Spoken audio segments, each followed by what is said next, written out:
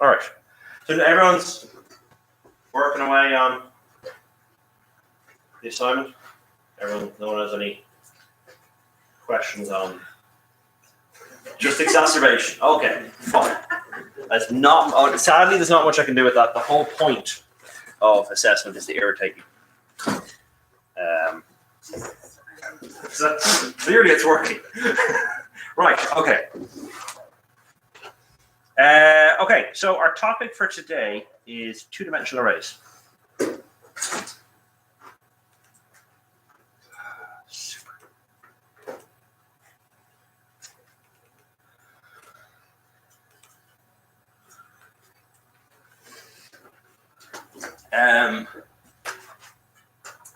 Right, two-dimensional arrays. So we've looked at one-dimensional arrays. That was the first topic we looked at when we came back after the new year. And hopefully you saw the correlation between one-dimensional arrays and what we've done already with strings. We were able to see that the pattern that I had been training you guys in of when you're searching for something or when you have to process a string or when you have to do something to a string, a really good approach to it is start at one end, get that current value, do whatever evaluation, manipulation, augmentation you need to do, move on to the next value, keep going until you get to the opposite end. So systematically check that string. So when we had our word processing assignment, you were systematically checking how many spaces, how many full stops. And as you were going through that, you were counting that, oh, that's another space. Oh, that's a full stop. That means it's the end of a sentence. So I can now see how many spaces I've got so far compared to how many spaces I think is the largest sentence so far is a new larger one. So you're systematically going through it. There are trigger points as you get to certain points or as you come across certain values. But, oh, this is interesting. I want to do something here. And when we move to arrays, hopefully you saw that that kind of followed on. We have a collection, like we had a collection of characters in a string. However, the big difference we have here is that our collection can now be integers or doubles or booleans or whatever you need it to be. But we treat it kind of the same way. It's a collection. It's got a start point and end point. So we have an index. So we have a location inside that collection. And we can systematically go through it. We can have a loop that starts at the start, index 0, goes to the last index, or my array.length -1, and work our way through that, checking every element for whatever we need to do. Last week, we looked at an example of what you could do with that systematic processing. And we looked at the idea of a linear search. Here's an array of 1,000,000 elements. I want you to find this element here. So you start at the first one, you check every single one you go along. And then we saw a little bit at the end of how we could revise it or how we could improve that by taking advantage of when we know an array is sorted, that we could do something called a binary search, which is you take the midpoint, you get the value at the midpoint, and you do a comparison. Is the value at the midpoint greater or less than what I'm looking for? And you discard whichever is the irrelevant side of that array. You know that, okay, well this, I'm looking for the number 60, I'm at the number 50. So everything below 50, I can just get rid of, because it's never going to be in there. And then you chop again, and you chop again, and you chop again, and it allows you to drastically reduce how much the process needs to kind of work its way through. So the next extension, I suppose the last thing we'll end up doing with arrays this semester or this year is looking at multi-dimensional arrays. So far, our array looks like this. We want to declare an array, we give it its data type, and we signify it's going to be an array by these empty square brackets behind the data type. And then we give our name. And then we say it's a new array. So it's a new, whatever that data type is. And then on the right-hand side, inside the square brackets, we give the size of that array. And when we do that, it's going to do a couple of things for us. It's going to create this stack inside memory that has a name of Q, which points to information about the stack, where the location of the first element is, and how many elements are inside that array. And the location of the first element will then point to the next one, we'll point to the next one, we'll point to the next one, we'll point to the next one, and we're able to retrieve this almost as if it's a variable. When you call .length with a string, it has to go through every character and count them. You know, how many have I got here? I keep going until I reach the end of the string. Right, I've got that many. When you create an array, because an array is a static collection. You create it and it's locked to that size for its existence. We store that size in kind of another variable called length, which means that it's much faster retrieving this than it would be retrieving dot length from a string. Now, that's much faster in the sense of a computer. For us, never mind. So, for us, we don't.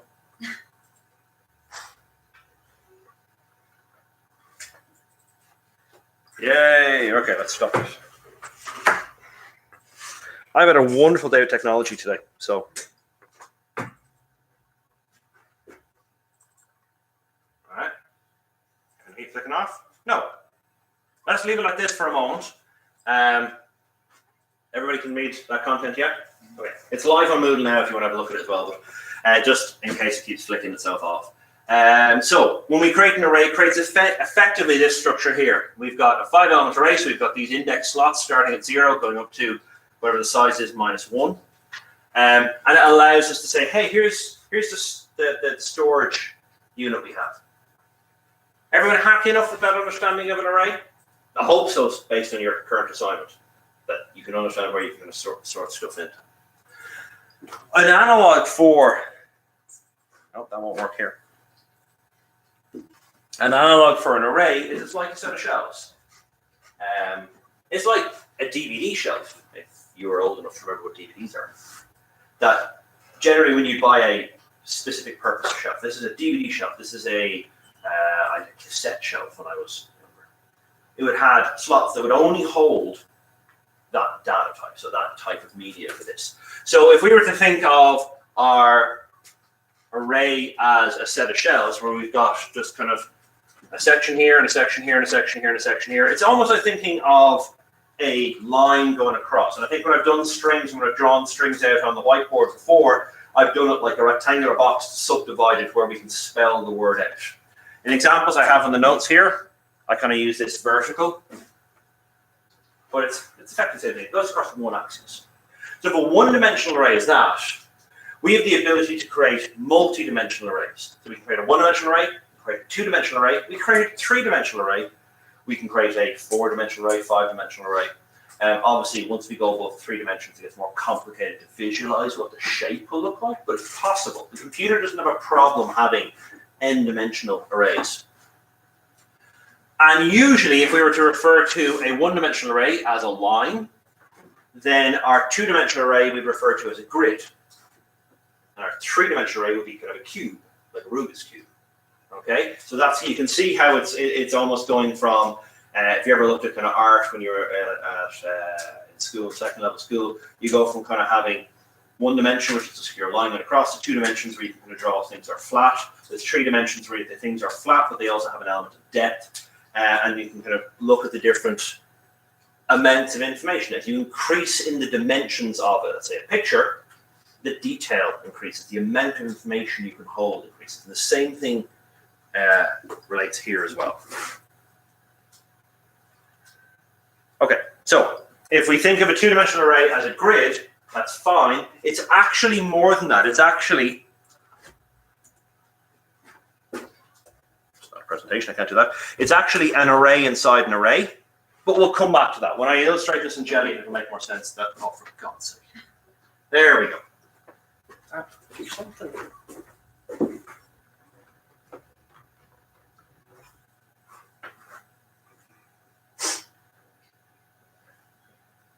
It's just turned off now. Oh, great, super. There, yes, it works on that one.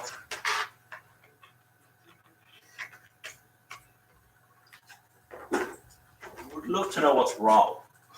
So effectively, a two-dimensional grid or a two-dimensional array, while it's good to visualize it as a grid with rows and columns, structurally inside our Java virtual machine or inside our programming language is represented as an array, and each element in that array has another one-dimensional array inside. But we'll come back to that in a moment. Let's go back to our grid, because a grid is easier for us, you and I, to deal with, because we're used to seeing grids. We're used to seeing this kind of layout. Where in our previous one-dimensional array, we just had elements. We had element 0, element 1, element 2. we now have elements going across two axes. So we have an easy way of thinking about this is having rows and having columns. You can see here, this is row 0, row 1. So again, our counting starts at 0 and it works its way down. And then the columns go from left to right, starting at 0, going to whatever size this array is.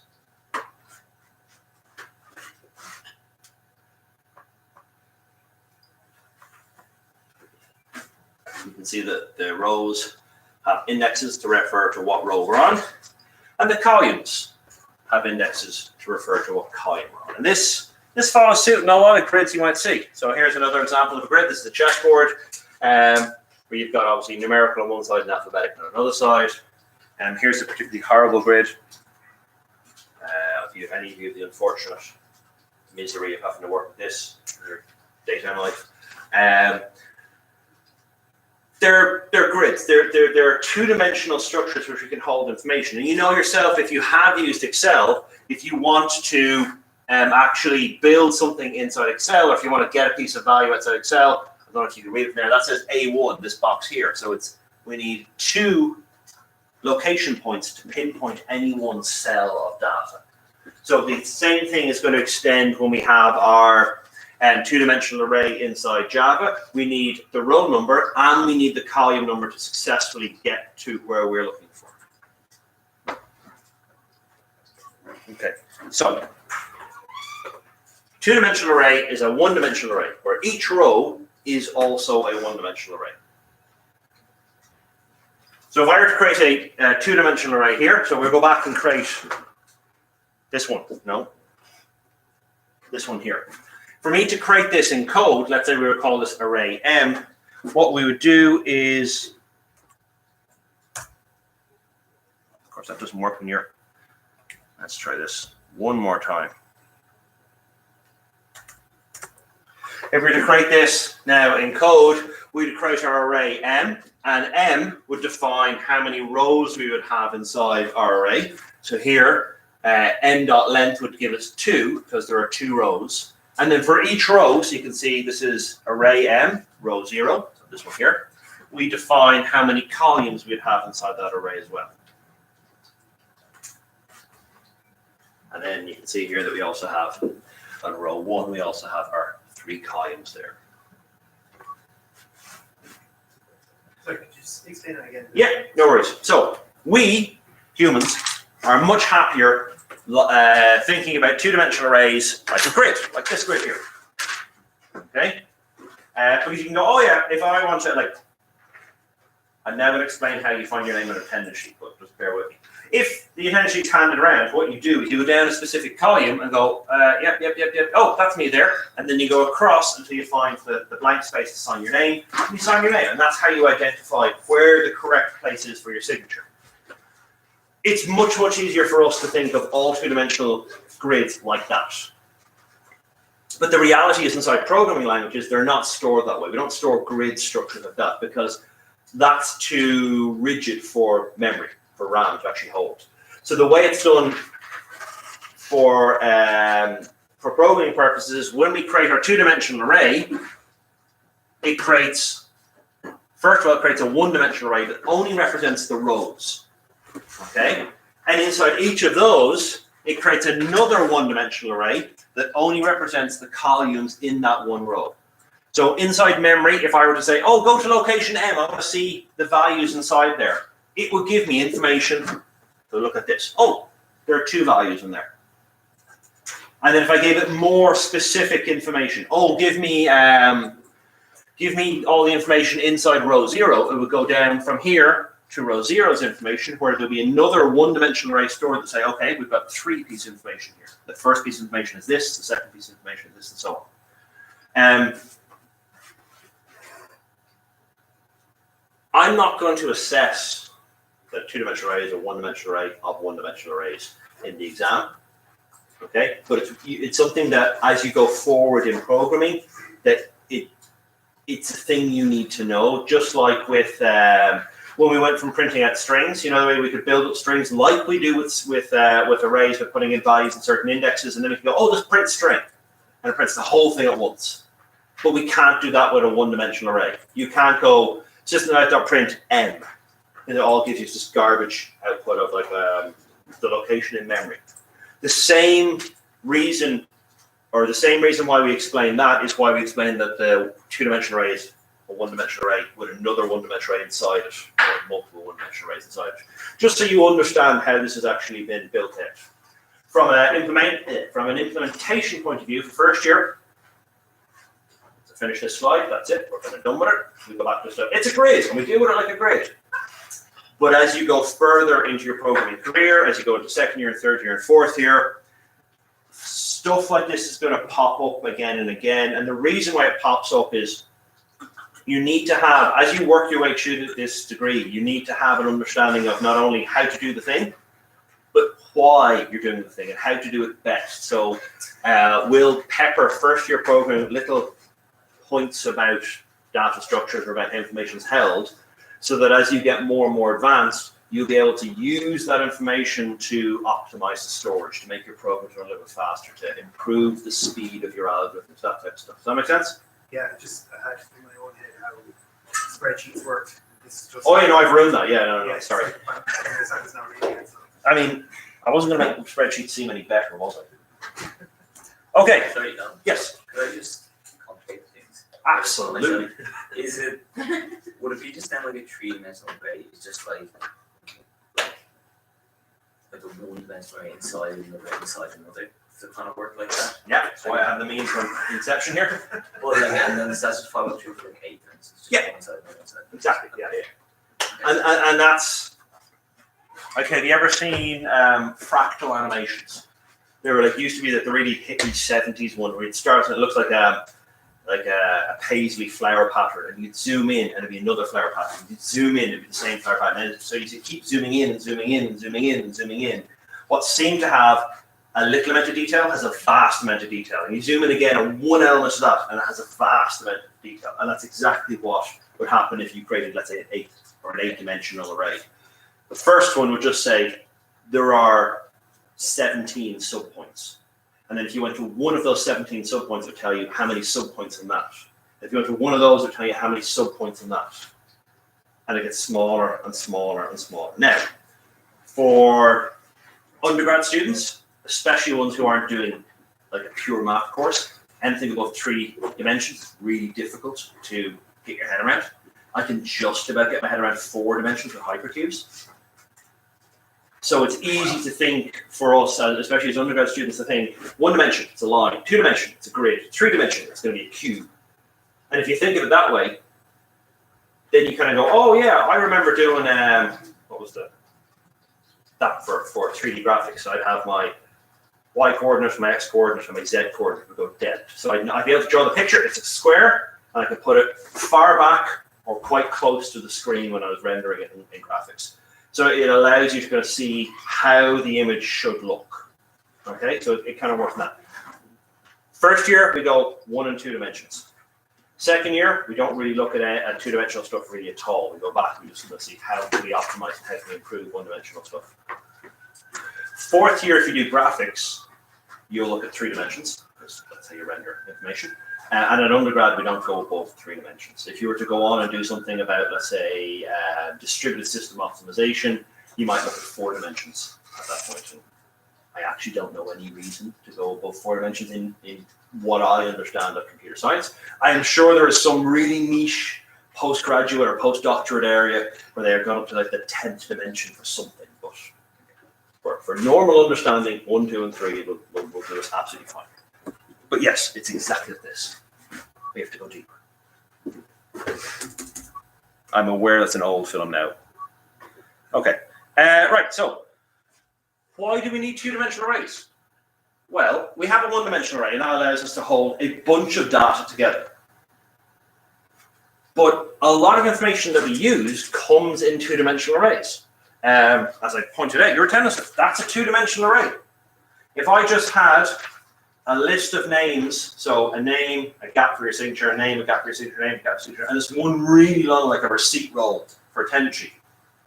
That'd be a really weird format to get the information. We're used to getting grids of information. You're all looking at a screen. That is a grid of information. If you were to go down to I'd say Harvey Normans, because they sell TVs and they sell computers. So you're going to Harvey Normans and you're to talk to one of the salespeople. Anyone here actually work for Harvey Normans? No, okay. They're going to tell you about the refresh rate, the hertz on a TV or on a laptop or on whatever screen you're looking at. And the higher the refresh rate, the more fluid the picture seems. Now, what the refresh rate means, the hertz means, is how long it takes to go from the top left dot, and actually on this projector screen, if you get right up and have a look, you can see there are dots. On your own screen you have in front of you, you won't be able to see that because the technology is quite good. Because we're projecting it at a distance, it slightly separates out the dots. So if you get really, really close, you can kind of see there are dots here. But how long it takes to go from the top left-hand corner, that's 0, 0, all the way to the top right-hand corner, and then all the way down to the bottom row, to the bottom right-hand corner, which on this screen, which is a 1080p, is row 1080, column 1920. Okay, so that's how many pixels are on that screen. And the refresh rate, when they're trying to say, oh, this is the laptop I bought is a 60 hertz refresh. So it redraws that screen 60 times a second. You can get a 144 hertz. It redraws that screen from the very top to the very bottom pixel 144 times. I've seen some screens that say they're 400 hertz refresh. Sony used to have a thing where they were trying to get higher and higher and higher refresh rates. For most of the stuff, if you're watching a soap opera, the speed of the refresh rate isn't going to make much of a difference. If you're watching something like hurling in high definition, which is a very fast sport in really high definition, yes, the refresh rate there will make it look smoother. But our eyes have a limit on how fast it looks. And if you're into kind of computer gaming, or if you ever heard about esports, which are basically competitive computer games, things like League of Legends or World of Warcraft or Counter-Strike, the whole point of it is how fast, how many frames a second can you, it doesn't really matter how good the graphics look. And usually that's the thing with computer games. How realistic are the graphics? How in-depth and how good are the shadows and the textures? And how far into the distance can you see? When you're talking about games where you're looking at the speed you can react to your environment around you so that you can get the winning shot, or you can get out of the way faster, or you can score the goal, then the refresh rate, the number of frames per second, it becomes a factor. I've seen people play at 300 frames a second, way beyond what our eyes can handle. But the idea there is that if something happens on my machine as I'm playing, and one driver says, oh, I was going to check if I need to update anything, that extra processing power, which will slow the frame rate down slightly, will still keep it really, really fluid, like well above what your eyes threshold is, so that you can keep playing it at the peak performance. A spreadsheet is a two-dimensional of that. So the key point with two-dimensional arrays is we need two locations to be able to access one piece of information. We need a row and a column. Okay, an analog to this is if you had to go to call to someone's house and you said, oh, no problem, where do you live? And they say South Circular Road. And that's all they tell you. South Circular Road is about 250 houses on it, or 250 physical addresses on it. So what do you do there? You've got the right row, you've gone to the right road. Now you need to find the column of a particular house. So do you start at 0, ring the door, do you do a linear search? Are you Jeff? No. Are you Jeff? No. And working your way along till you find it. Or do you ask for more information? And that's what we need to do with two-dimensional arrays. I need to know the road number and I need to know the house number. Oh, for God's sake. Now, that's my fault. That's my laptop, mostly. So that's why we need two-dimensional arrays, and that's what we can use with two-dimensional arrays. Just like with our one-dimensional array, we are going to represent it very, very similarly to this. I mentioned 2 weeks ago when we looked at one-dimensional arrays, in addition to telling the program, hey, I'm going to create a collection here, that's what the square bracket means, the number of square brackets you have tells the machine how many dimensions you're going to create. So 1 pair of brackets, 1 dimension. 2 pairs of brackets, 2 dimensions. You can guess where this is going. 3 pairs of brackets, 3 dimensions, and so on. If I were to create my array, it would look like this. I still need my data type, so I still need to say if it's an integer, Boolean, or a float, or whatever I'm using. I give my 2 empty square brackets. I still need to give my array a name. I still need to say new and the same data type as I have on the left-hand side. But inside the brackets, I need to give size for both of them. If you want a square array, like a 3 by 3 array, you need to go 3 and 3. If you don't have the 2 pieces of information, it cannot create a 2-dimensional array for you. And again, just like 1-dimensional arrays, we can do that on 1 line, or we can do that in 2 lines. Both the same amount of calculations. If I were to put information specifically into a location, I would use this. I'd need to give it a row and a column. And I'd be able to say whatever value I want there, -7, goes into row 1, column 2. It goes into that particular cell inside my array. That makes sense so far? Okay. So, we know how to declare a 2-dimensional array. We know how to define its size when we're actually creating it. Just like on a 1-dimensional array, if it's a numerical data type, an int, a double, a float, it will automatically initialize all of the variables to 0 to begin with, which is kind of helpful sometimes. And we know how to specifically put a value into a very specific location in my array, 1 cell in that array. But just like with our 1-dimensional arrays, if I have a 10 by 10 array, that's 100 places of information, that gets really, really tedious. And the way we solve this with a 1-dimensional array is we had a loop that starts at the beginning and goes to the end.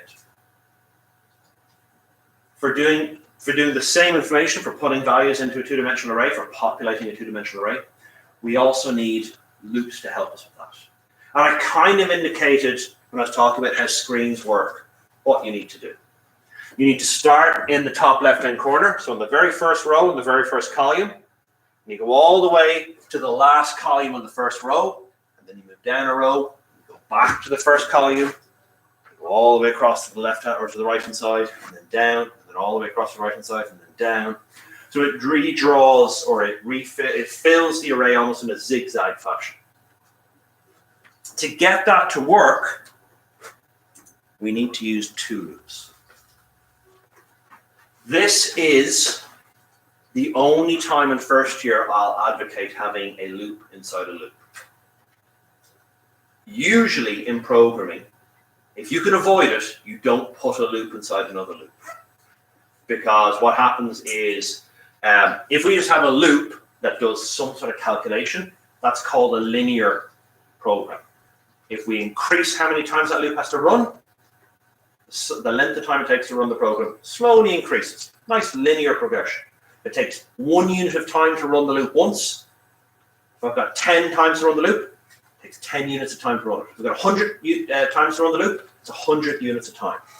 If you put a loop inside a loop, you now have quadratic growth, which means that if I have the outer loop counts from 1 to 10, the inner loop counts from 1 to 10, it takes now 100 time units to run that loop.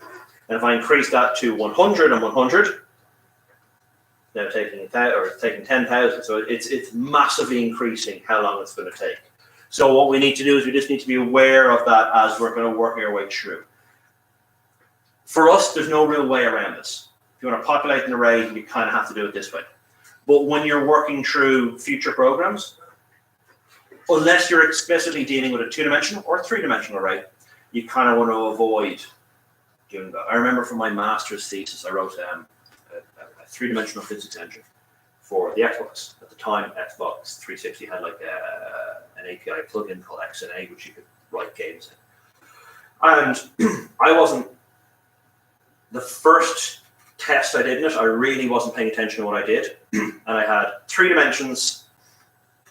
I had 100 spheres inside, all colliding with each other. So if you imagine having 100 ping pong balls, all been dropped on top of each other just to see where they bounce off and where they move based on their trajectory and velocity and all that kind of stuff. But I checked every 3-dimensional point within that space. So a loop inside a loop inside a loop against every other one. Even if it was the very top position down there and the very bottom position down here, are they touching? Which is ridiculous because it's physically impossible to do it. My program took 45 minutes to put anything on the screen. This is meant to be almost running in real time. And it took an hour and a half of the fans running at full speed before I said, no, do you know what? I'm going to turn this off, something's wrong. And I realized the mistake I'd done, and I fixed it. I trimmed out the bits I didn't need to do. And it took 15 seconds to compile, and it ran completed in about 45 seconds. So it's just I had way too many calculations, because then I went to cubic time. So I had a massive increase. Every time I increased one more element inside that space, it drastically increased the time it took to actually do all the calculations and run it. So going back to this, we have a loop inside a loop, and for us, we need that because we need to go down through every row and then across through every column in every row. But for first year, this is really the only instance where you will end up having a loop inside a loop. So what happens here? Well, we're going to go and we create two variables, one called row and one called column. This is going to go while row is less than 2, and row plus plus. So the loop structure on their own, nothing new about that, nothing interesting about that. For column, we're going to go from column equal to 0, column less than 3, column plus plus. And then we have the actual example here. Can anyone tell me what that loop is doing?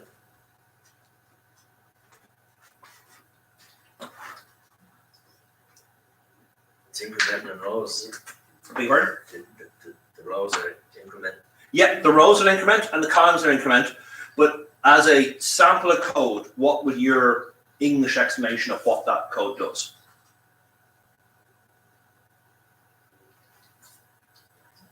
What does this line of code here do?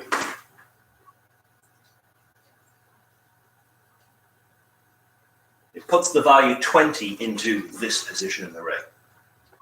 Okay? So what that block of code is doing is it's filling the entire array with just the number 20. Does that make sense?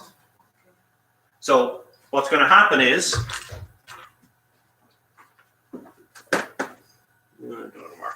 and what's going to happen is that they're going to start at row 0 and column 0. So if you imagine your Excel spreadsheet, 0, 0 in the top left-hand corner,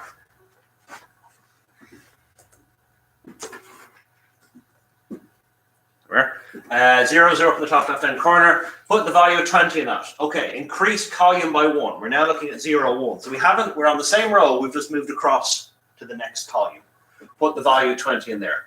Column plus plus. We're now in the same row, so still in row 0, column 2, put 20 in there. Increase column by 1. Is 3 less than 3? No. So this loop here finishes. There's nothing else to do between when this loop finishes and when the next loop starts. So what we're going to do then is we're going to say, okay, go around again, row plus plus, so row goes from 0 to 1, 1 is less than 2, back in here again, back to column 0. So we're now in row 1, column 0, put the value 20 in there. Row 1, column 1, put the value 20. Row 1, column 2, put the value 20. Column plus plus, 3 is not less than 3. This inner loop here finishes, row plus plus. So now we go to rows equal to 2. 2 is not less than 2, so it finishes the loop. So it's going to 1, 2, 3, down, back to the start. 1, 2, 3, down. That's it. That's the end of the array, and it's filled our array for us. Okay. Can anyone spot any other possible issues with that code?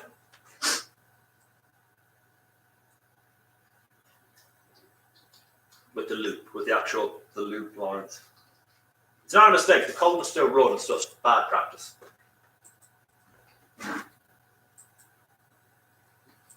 So I've hard coded in the value here and the value here, which means that I've limited my program. That loop will only work on a two-dimensional array with 2 rows and with 3 columns. So if I, in any capacity, allow my user to define the size of their array, or if I'm randomly generating the size of the array, that won't work for it. So a better way of doing it is to use the .length command. Okay, so here we have n.length if our array is called n. So n.length. When you in a two-dimensional array, when you go n.length, it will give you how many rows are in that. Okay, so it's remember it's the It's this one.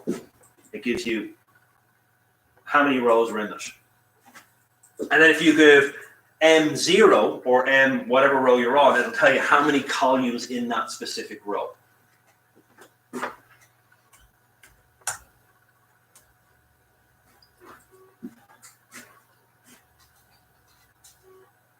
Okay, let's cut out of this for a minute and let's do an example just so you can see how it works.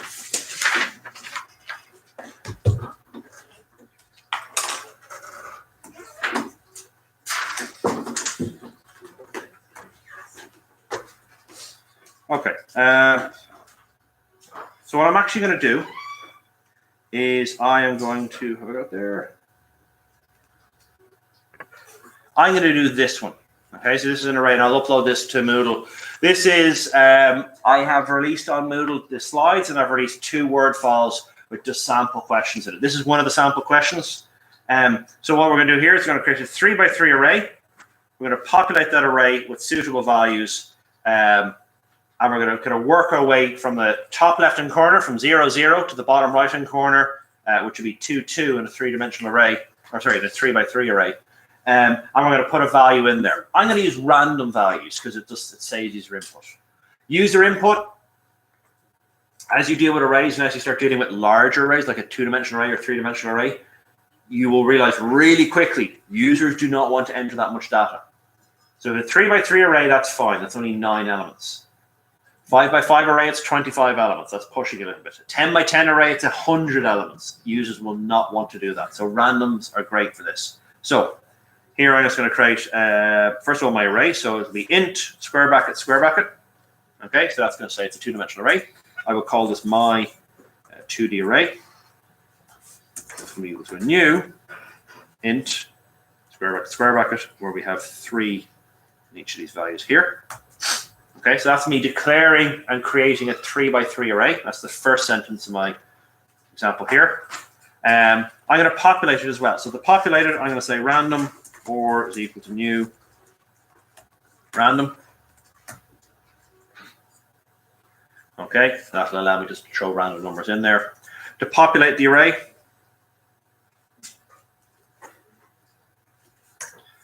I am going to have a for loop here. And I'll stick with the naming that I had in the slides. I'll stick with row and column as my counter variable. So int row is equal to 0.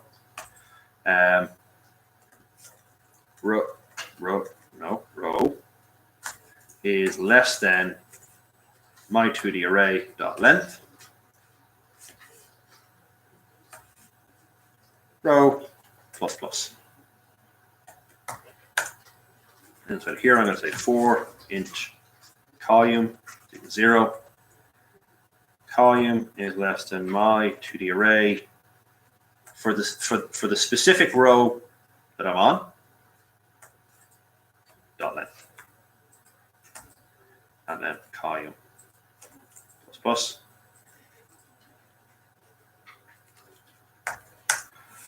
And to put a value into my array, I'm going to say my 2D array in row in column. So in that specific location, and remember each of them will have a numerical value, so it's going to be in cell 0, 0 and cell 1, 1 and cell 2, 0, whatever it might be. We're going to put in a value which is just going to be or.next int.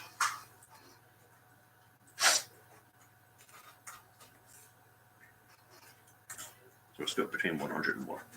Okay, so what I have on the screen there is the solution to that question. There are 2 sentences, well, 3 sentences in there. The first sentence is create the array. That's line number 5 here. I'm going to create a 2-dimensional array. I've called it my 2D array. It's going to be a new integer array, which is going to be 3 by 3 in size. Is everyone with me on that part? Yeah? Good. The next part is to populate the array with suitable values. Okay, we can do that. That's fine. We should, so the population is actually this bit here. So line 11 is our population.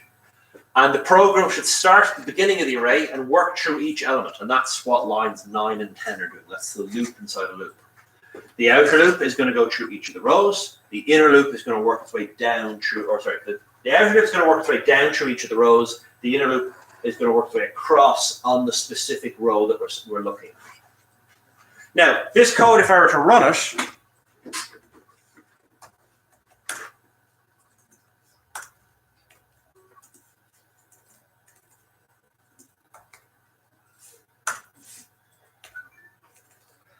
it's particularly unimpressive when I run it.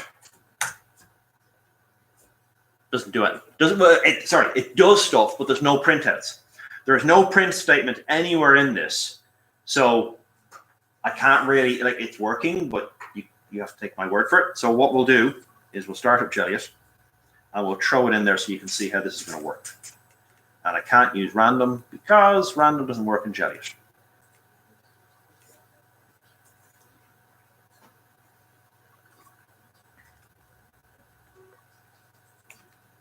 Okay.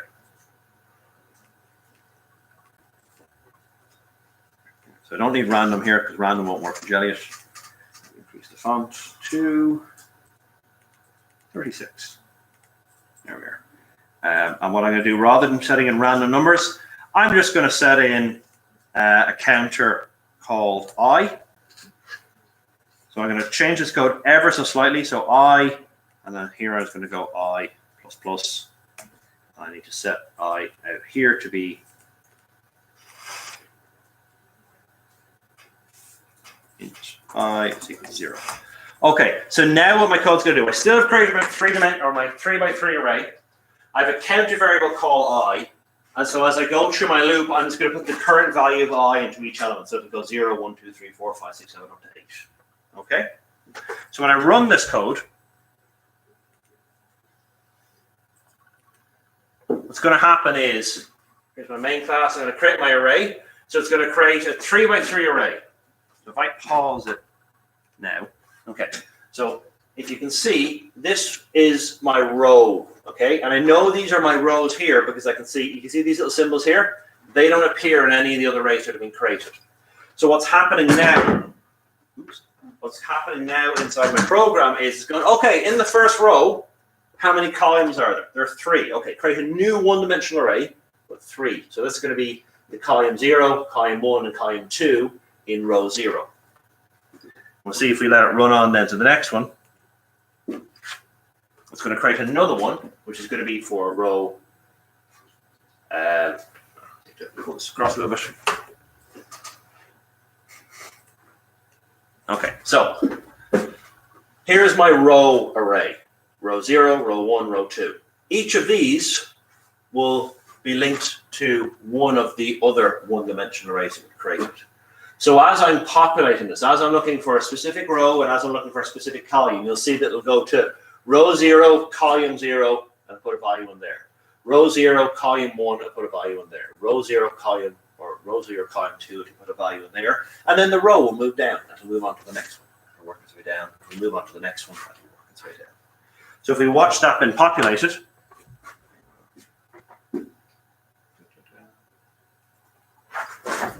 for a trip, you can see it's getting the value of I, gets the row. Is the row less than the length of the array? So it gets the length of the array being 3. Yes, it is. Great. Let's go in and have a look at the inner loop. So the inner loop, we've got a column. So you can see the variable column only exists when we're inside this loop here. It's 0 less than 3? Yes, it is. Great. So get row 0 and column 0 and put the value in here. We increment I up to 1. Column goes up by 1. And we do the same process again. Is 1 less than the length of my array? Is 1 less than 3? Yes, it is. So I'm going to go inside. I'm going to say for row 0, column 1, put the value in there. Increment I, increment our column. Go on again.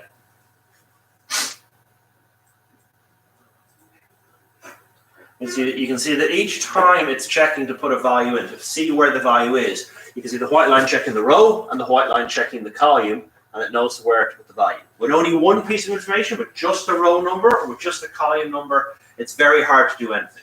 But when I have the 2 pieces of information, it's quite manageable to be able to work our way through. So here you can see that the inner loop is finished. The variable column has disappeared. Row has moved down to row 1 here, and we start the process again. So because, if I just pause this now for a moment. So when it's false. So when it's false, it means the loop is finishing. And if you see here in my loop, my outer loop here, I create my variable here. On my inner loop, I create my variable here. So those variables only exist when that loop is running. So that's why column gets automatically reset to 0 when we move down a row. Okay, because it gets destroyed when the inner loop finishes, and then we recreate it again for the next row down. So it goes 0, 1, 2, destroy that variable, move down a row, recreate it, 0, 1, 2. Does that make sense?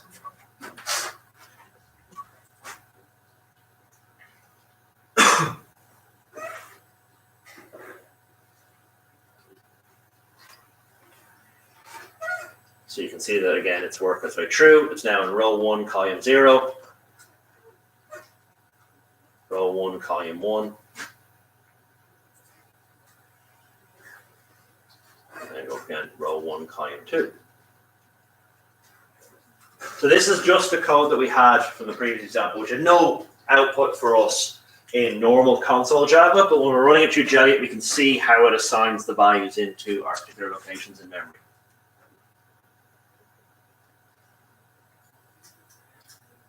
So now it's just going to do the last row.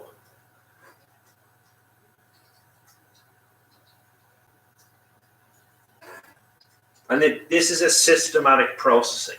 It's checking every single element of that array. Starting at the top column, in the first row, work to the end of that row, certainly top row, first column, work to the end of that row, move down, work to the end of that row, move down, and keep doing it until you have no more columns or no more rows to populate.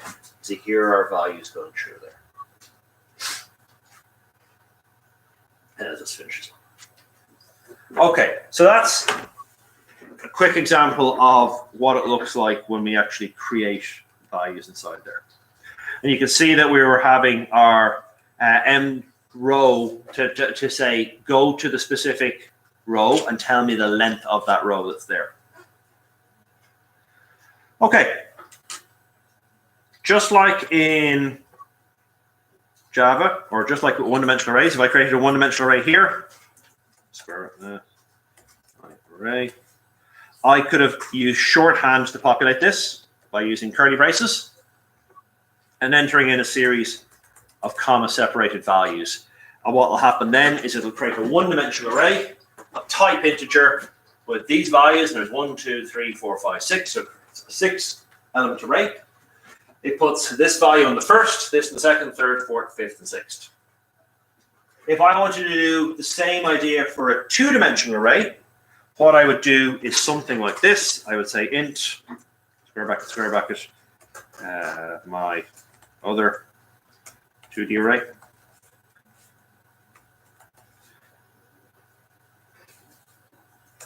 And I would say curly braces there.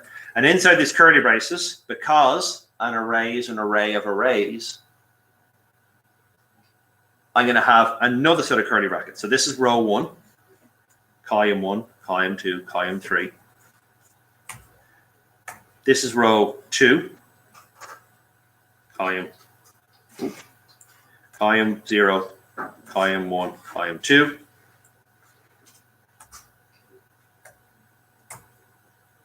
And this will be row 3 here. Column 0, column 1, column 2. Then close it off. So in this example here, the outer brackets, the ones that are highlighted in red, we count the number of commas there, which is 1 and 2, which tells us we've got three rows. And then if we were to look in any of the internal sets of brackets, we count the commas there, it tells us how many columns we have on that specific row. Does that make sense? There's not many reasons in first year why I get you to create a two-dimensional array by shorthand, except for just check if you can do it.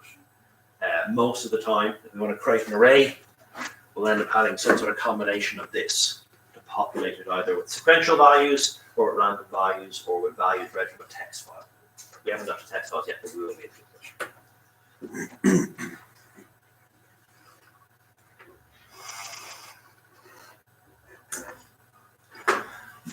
we can look at that. Where again, just to symbolize, this is our rows here. So that's row 1, or row 0, row 1, row 2. And inside each of these, that's column 0, column 1, column 2, column 0, column 1, column 2, column 0, column 1, column 2. And it builds out our array.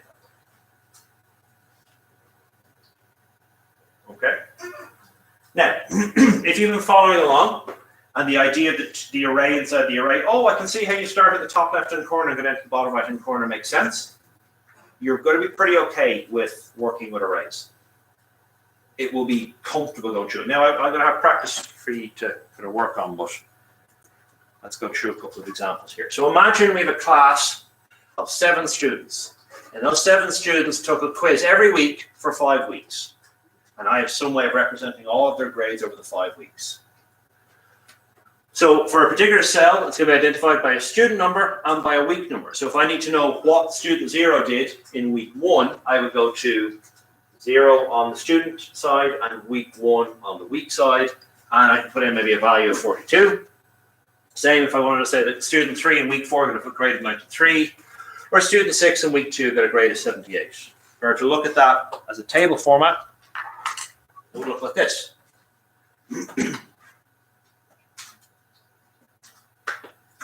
Where we've got our numerical reference down the side and along the top. Because of that, I can, very much like your attendance sheet you signed in, I can identify where the value is meant to go. So if I were to pick Greg McLaughlin, who is here, I would go down to Greg, okay? So I work my way down to whatever student it is. I'd go across to the cell at signature, and that's where you'd sign it. So if you're filling in this for student 0, week 1, we go down to student 0, across to week 1, the value goes in there. Down to student 3, across to week 4, value goes in there. Down to student 6, across to week 2, value goes in there. Does that make sense? So if I was looking for, let's see, the first student to get 89 in any of the tests, what would I need to do?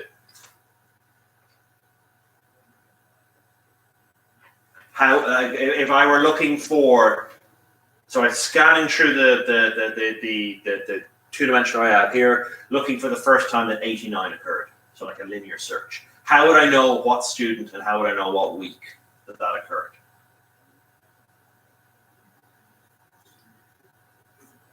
Okay, so our linear search would work in this fashion. Start in the top row, first column.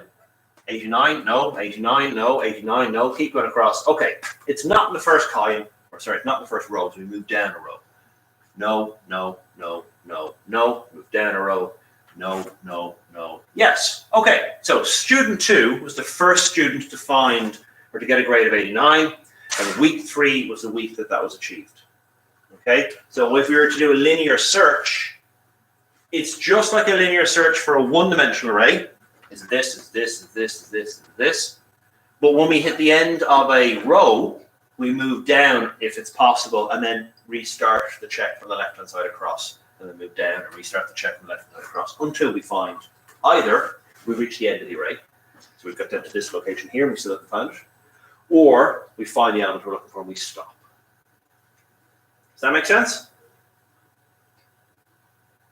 If you were, say, to do that, would you need to take into account that you're starting at 0, 0? So would you have to set a +1 onto it? In some cases, it's not really week 3. Yes, obviously this example here is left in raw information because you wouldn't have a student 0, you wouldn't have a week 0. That's kind of a student who is the prototype student before I actually issued the course, and a week before the semester. No. From the way the array is structured, yes, 0, 0 is the very first element. If you wanted to say the first student, you take the index and you +1 to it in the printout statement, not in the actual storage. And this, I've seen the full-timers struggle a little bit with this in relation to zombie dice. Say if it's first player, second player, third player. Some of them have done player, let's say it's i's or counter variable. They've done I +1, so it'll say 1. But they're not printing I +1, they're actually storing the information I +1, which is fine, until you get to the last player. And if you ignore the first point of information here, because it's 0 and you don't want to have player 0, they go, okay, player 1, player 2, player 3, player 4, player 5, because we've enough for 5 here, and it tries to put it somewhere where it's beyond the array. So if you're getting an array index out of bounds, because you tried doing that in your assignment, what I would suggest is stick inside your code the numbering from 0 to whatever amount it is. And for the printout statement, rather than just printing out I, do I plus 1, and then you'll get your player 1, player 2, player 3, player 4. Does that make sense? I didn't know if you were going that way. It's just, it reminded me of something I saw today in the labs with full timers. Okay, so again, if we were to look up, if I was to ask, well, what's the value inside 5.3? We can go back up and we can go down. Student 5 across the column 3. We see it's going to be 87. So it's that tracing your way through it. Have any of you? It's about 92. Column 3, did you say? Column 3, student 5. Index 3. So, and again, you're going to go back to the same idea. I'm looking for 5.3 as opposed, or I'm looking for 5.3 as opposed to the third week. Yes. Yeah. Have any of you ever used a paper map Yeah. as opposed to on your phone or a GPS? Okay. So paper maps were terrible, but also they're a really good representation of a two-dimensional array. Because you would have to go, and if you're looking for, I need to find Circular Road, Leonard's Corner on the map, you would be told, okay, it's on page, whatever page it was. If you had a book, it would be told what page it was. Otherwise, you'd be told, that road is going to be on A4. And you go across across the columns to A, and then you go down to row 4, and it would give you kind of a subset. So rather than looking at a whole map of Dublin at once, you're just looking at usually a 3-inch by 4-inch block, which is probably only 4 or 5 rows, and it's easier to find your way around. And it's the same idea. You'd have the map. I need to go to, the information I need is in 1-3. So I go down to 1, I go across to 3, and then I'd be able to get the information from here and do whatever manipulation or augmentation or checking I need to do at that point.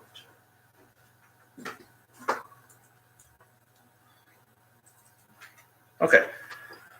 We can also put values inside it by going equals equals. We can increment values.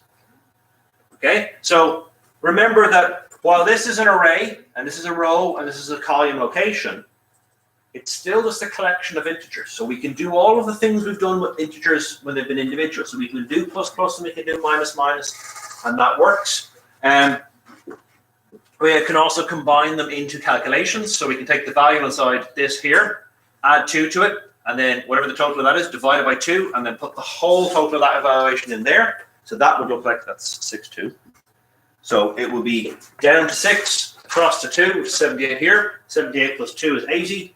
80 divided by 2 is 40. 40 is the value that goes inside our integer called value. Does that make sense? Yeah? Okay. Couple more slides left on this. Right. So, the last topic before we're actually going to do some practical stuff.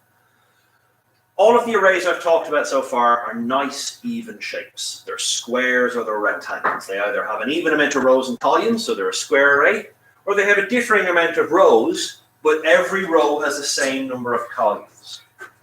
Now, for us, especially when we're learning about grids for the first time, that makes really sensible approach because it's an easy way for us to think about it. However, we're not actually restricted to do that. We can create what are called jagged arrays, where we can have a differing amount of columns in each row. So you can have a 3-row array with 3 elements or 3 columns in the first row, 2 columns in the second row, and 5 columns in the last row, which would bring me back up to y using the dot length and using the row here. The specific row you're on is really important. For in first year, and actually pretty much in undergrad, the vast majority of arrays you're going to deal with will be uniform in shape. They'll either be square, they'll be rectangle. However, as you move out into kind of wider programming, you won't always have that luxury. You won't always have that familiarity. So rather than, I've seen students do this, they'll have, rather than writing a variable here, row, which you already have created. It's not like you have to create a brand new variable for this. You've already created that variable to track what row you're on.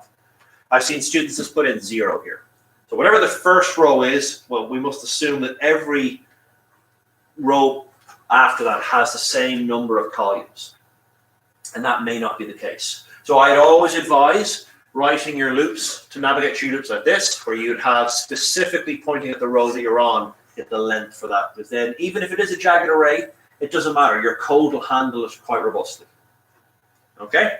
I have never, in first year, asked a question on jagged arrays. If I change my mind, I'll give you a heads up before we get to men. Okay? But jagged arrays is something that, hey, look, this is possible.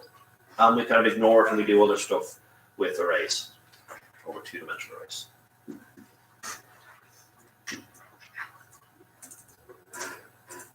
Okay, there's some examples there. Okay, printing arrays. This is the last slide.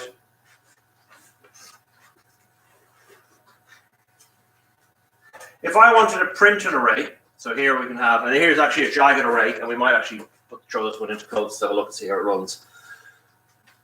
So I've created an array here with 3 rows, 3 columns, 2 columns, 5 columns, and I want to print it out. So I have my while loop here to print it out. And I have, I feel like I'm missing something there. No, do you know what? That's not a great example. Let me give you a better example. Let me take the example we were working on already. Right, so this is my array here. This is what we have done so far. If I wanted to create that and make it so that I've populated the array, but I also want to print out that array. I can actually get rid of this stuff here. What I'm going to do is I'm going to go file, save as. Question 2. Yes, I do want a question. Question 2. And this should.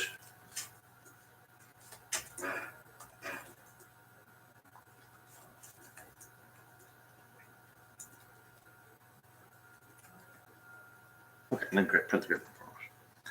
If I took this code here and put it there, not readable. Here I'm going to go system.out print ln.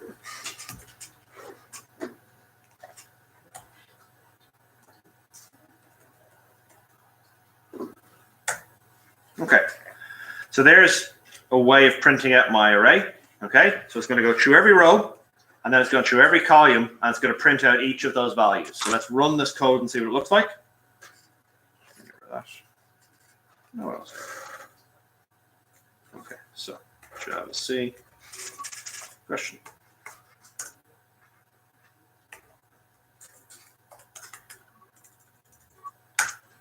Okay, that's not a grid. That's clearly not what I want. That's all 9 values are there, but they're on a different line, which is kind of useless for us. So let me go back to my code. My problem might be this. So let's get rid of my printout and actually let's put a space in here, make it a little bit neater. So now if I try my code, I have a different issue. Now I have all my numbers going across rather than going down. And that's not what I want either. I want a grid format where all of the values in one row are on a line, and then we move down to the next row, it's on a different line. Move down to the next row, it's on a different line as well. So what I need to do is I need to combine my 2 approaches for this. If I'm dealing with a row, I'm just looking at the columns inside that row, I'm going to have the system.out.print, where I print the number and put a space in between it. If I've finished the inner loop, I want to move down 1 line, because that's 1 row finished. So I want to move down. I'm programmatically moving down 1 line by going row plus plus, but I want to visually move down as well. So what I need to do is I need to put in a system.out.print ln here. And what that will do is it'll just move down to a new line. So now when I create my array, create my program, and I print it, I get this nice even grid there. And if I were to change the values inside my array, so make that from a 3 by 3 to a 5 by 5, it prints there. It's a little bit off here because that's a 100, so it pushes everything out slightly. If I were to create different formats, so a 5 by 3 array, 5 rows, each with 3 columns, it will give me 5 rows, 3 columns. If I were to rotate that, 3 columns, 10 rows, let's say, we print it in that format. So the trick here is when you're going across, your print statement should match that. So you can see here inside my printing, that's the going across. So I just have print, not println. And when I want to move down, which is essentially when the row goes plus plus, I can call system.print to visually move me down as well. So it kind of prints it out in that format.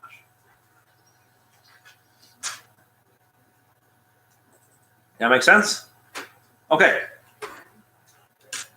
Let me, not that one, this one, not that one. Nope, downloads. Let me have a look at some questions here. So we've done the first 2 questions anyway.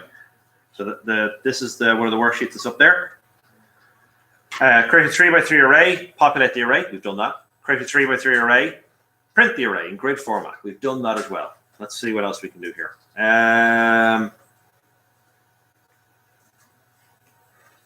Okay, so let's amend our last question and ask for this one. Create a 3 by 3 array, populate the array. We've done all of that, so we don't need to rewrite that code.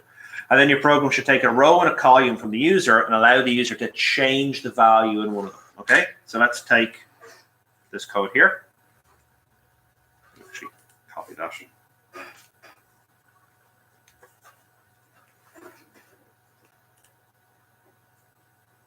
So we know what question we're dealing with. This is going to be question 3, and let's go File, Save As, question 3. Yes, that's what we'll change. Okay, I'm not going to change any of this code. Okay, I'm just going to add to it. Here's where we create our array. Let's create a 3 by 3 array, like it says. Here's where we populate our array. That's from question 1. Here's where we print our array. That's from question 2. We're now going to, we need to create some new stuff here. So we're going to go scanner. KB is equal to new scanner system.in. I'm going to prompt the user. I'm going to say system.out.println. Enter a row.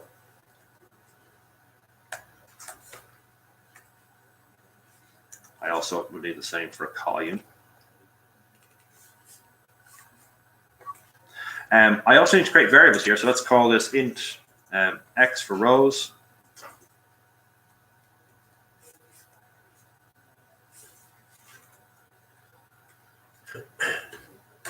And int y for columns.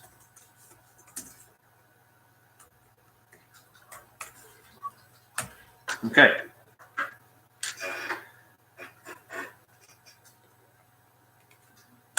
And then enter the value. Enter this value. So that the user input that I have here, that's going to ask the user for a row and for a column and for a value, and it's going to replace whatever is in that row and column position with whatever value the user enters in. Because I know that I'm generating numbers between 1 and 100, I'm going to enter a negative number just to guarantee that you can see it's going to be there. And then I'm going to have to say my 2D array in position X, position Y is equal to value.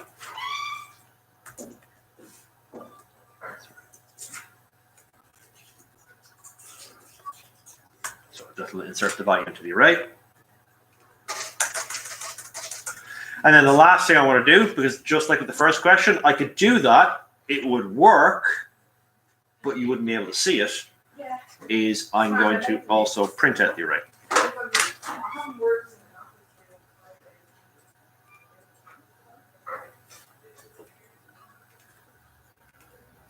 I'm going to print the array again. Let me actually just do. See? Okay. Right, let's test this code here.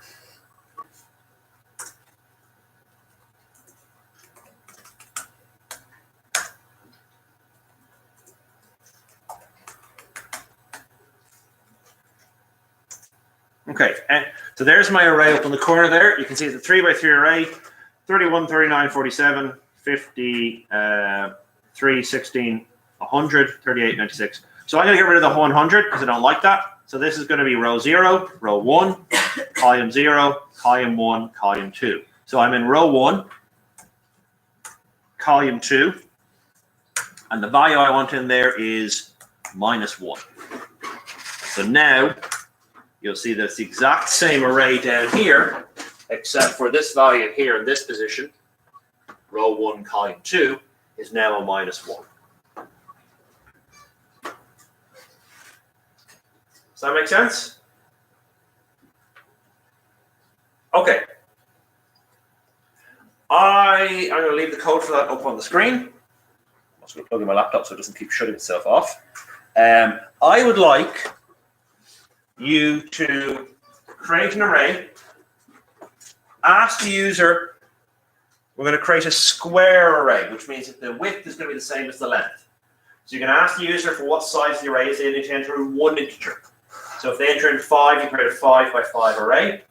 And I would like you to populate it with random numbers. And then what I'd like you to do is to tell me the total, the sum of all of the elements inside that array. Okay? So the code you're looking for, I'll quickly upload that onto the OneDrive. And I'll leave it up on the screen as well. But I want you to create the array, fill the array, print the array, and then go through the array and add up all the values and tell me what the total is. Okay? I'll give you, I suppose, about 10, 15 minutes on that. Now, I'll bring this back on the screen in a minute. Just want to put in your, so go to the OneDrive.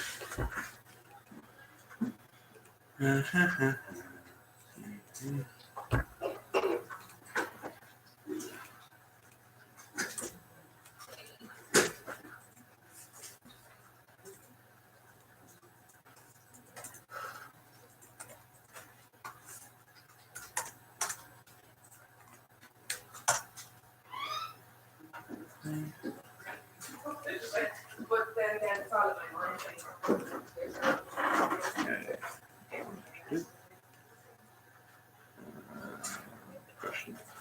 Okay, so those questions I've gone through there are up on the OneDrive if you want to have a look at them, but there's the important bit of the code.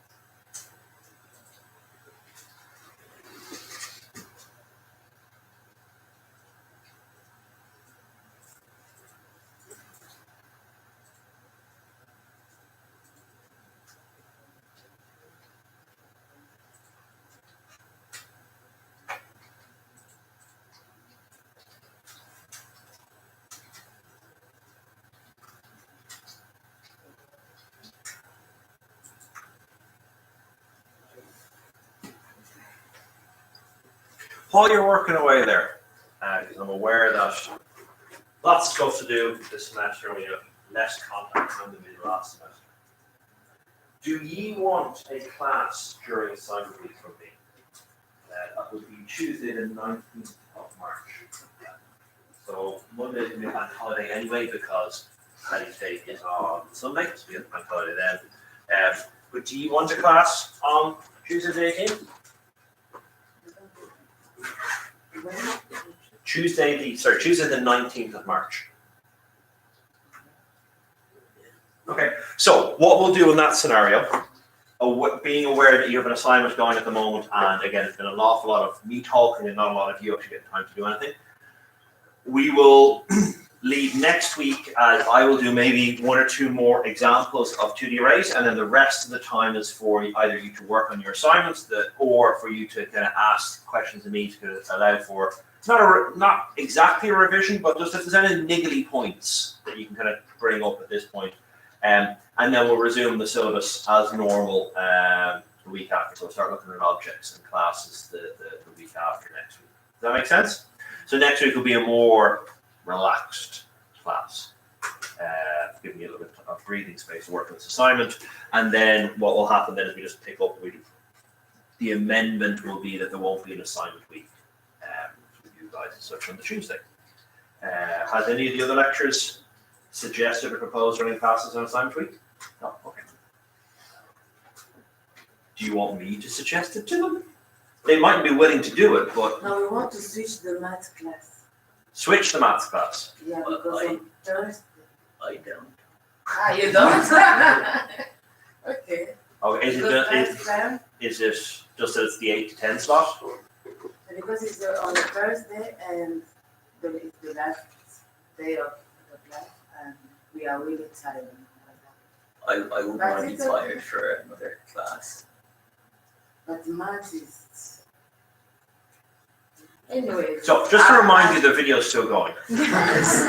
Before you say something incriminating, I believe that's going to be a No, discussion. never mind, because people were talking about they want to switch, but actually... I'm not sure if logistically that would work just from the point of view of the room that we required and the availability of the lecturers and the availability of the other lecturer who would have to switch. I don't think, off the top of my head, I don't think it will be possible. But if it is the consensus of the class, or most of the class, if your year head sends, or your class rep sends me an email, if he sends me an email, just to kind of highlight the WhatsApp group, if you kind of bring it up there and send me an email to highlight officially, well then I can put it to the head of faculty, but I'd imagine a month into the semester, where the timetable is kind of settled down and the lecturers know their schedule, it may not be possible to switch it. It's okay, we did. I know, and I understand. I understand you saying that math being the last of 6 classes and an 8 to 10 slot on a Thursday, it's tough to maintain construction. I understand that completely. But I just think from a logistical point of view, it'll be tough to get it shifted around. Okay, how are you getting on with the question? So remember what I wanted you to do. I wanted you to create an array, but you're going to let the user define how large the array is going to be. You're going to populate the array with random values. You're going to print the array. And then what you're going to do is you're going to pass through the array and add up all of the values to come to some sort of grand total, the summation of that array. I'll give you another 5 minutes and then we'll go to a solution. And just to bear in mind, if you have a look, there are 2 worksheets up on the 2-dimensional arrays on Moodle. There's no grade school for either, there's no requirement for you to do them.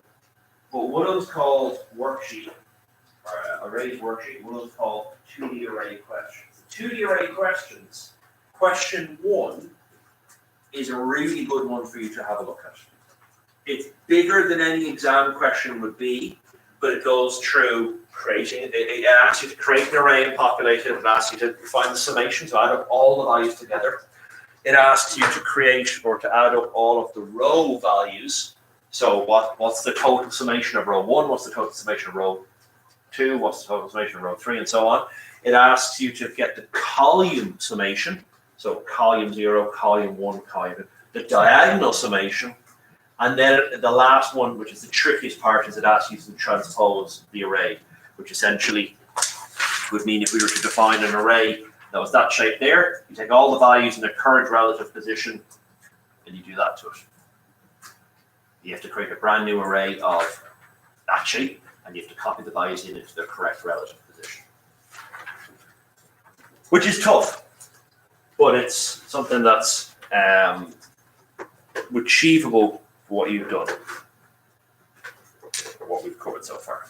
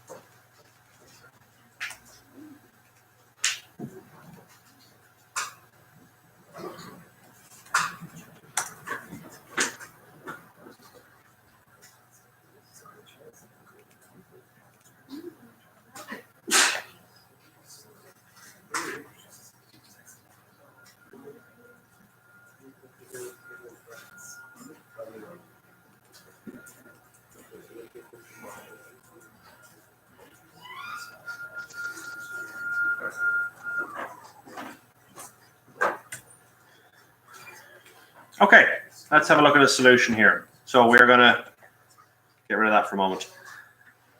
So what we want to do is we want to create a two-dimensional array. It's going to be a square array. So we're going to ask the user for a single integer value and create a n by n array, whatever value they enter in.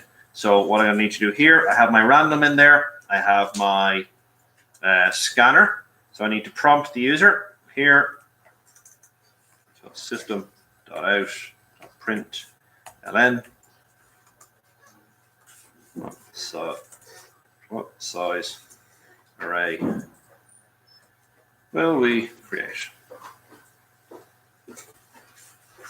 And then we're going to create int size is equal to kb.next int. So we're going to get the user to populate the, or to create the array. Once they've said how big the array that they want to create, we're going to say int my array is equal to new int, where each of these sizes is going to be whatever value they entered in there. So if they enter in a 1-by-1 array, which is a ridiculous two-dimensional array, it's a single value, we will create a single value array. If they enter in 100 by 100, we'll do 100 by 100. If they enter in 20 by 74, we'll do that. Okay, so this is going to create my array. It'll be a square array. So whatever size they enter, whatever value they enter in, it'll be that many rows and an equal amount of columns for each row. Okay. create the array. We're then going to populate the array. I can leave this code. I can leave this code exactly as it is because my code is written in such a way that it doesn't matter what shape the array is, now how large the array is, it'll go through every single value inside my array, so I'm okay there. I can print my array, and again, like what I mentioned previously with the population, I have written my code so that it'll go through every single element. So it doesn't matter what size the user has defined, I'll be able to go through that and populate and print out that value. I don't need this code here, so I can get rid of that. But what I do need is I need an extra variable here called total, set that equals 0 to begin with. And this loop here is print the array. This loop here is find the summation of the array. Okay, so it's going to add up all the values. I'm going to keep using this loop. This loop here has been used 3 times so far in this 35-line program. And it's just processing through the array each time. And rather than printing out the values, because I don't need to do that, what I'm going to say here is total is equal to total plus my 2D array row column. Okay, so that's going to build and build and build. I don't need that either. That's going to keep adding the total as we go. Now, the values that have been generated are somewhere between 1 and 100, so we're not going to have a ridiculous total value, but we are working our way through the entire array, checking every value, every row, and every column to get the total for that. At the very end, then, I will want to print out whatever that total is.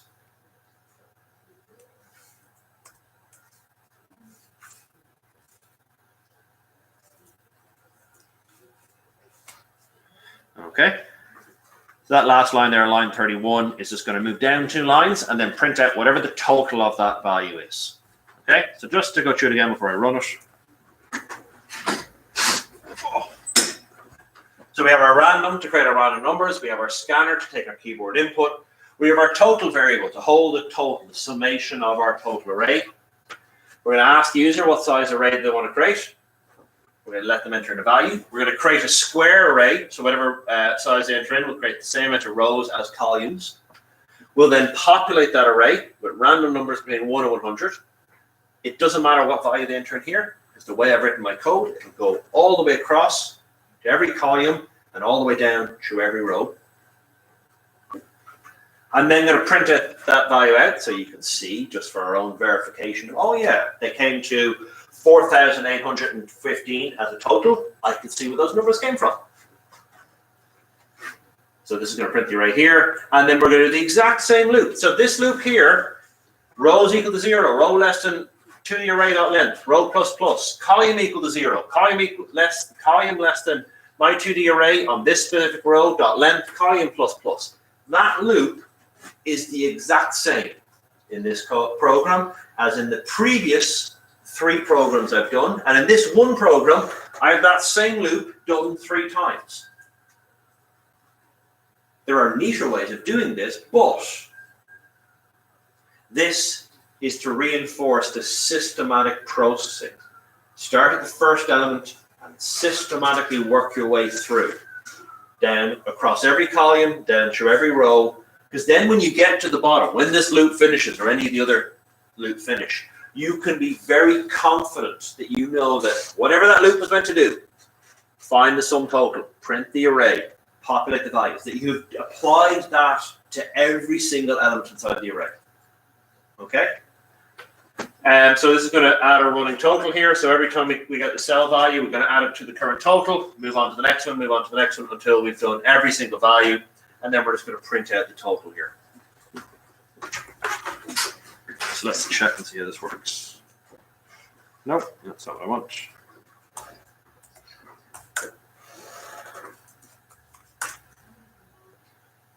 Java C, Q.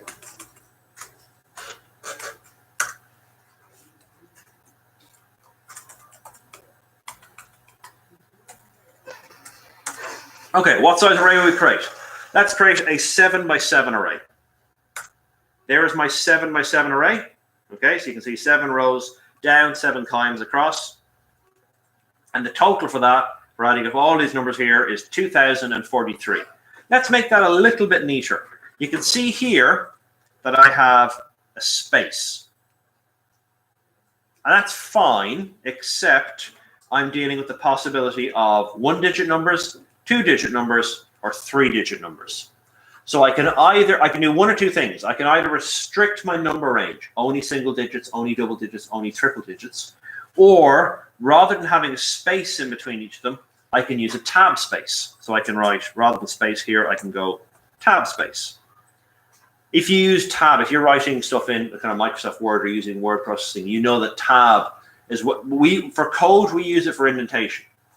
But when you're using it in something like word processing, it's alignment as well. If you're typing out names and then the next piece of information is going to be something else, tabbing across rather than spacing across means that if I have William, Joe, Colin, and Suzanne as the names, I can make sure that the next column is perfectly in line rather than a little bit in or a little bit out, depending on the length of the previous value.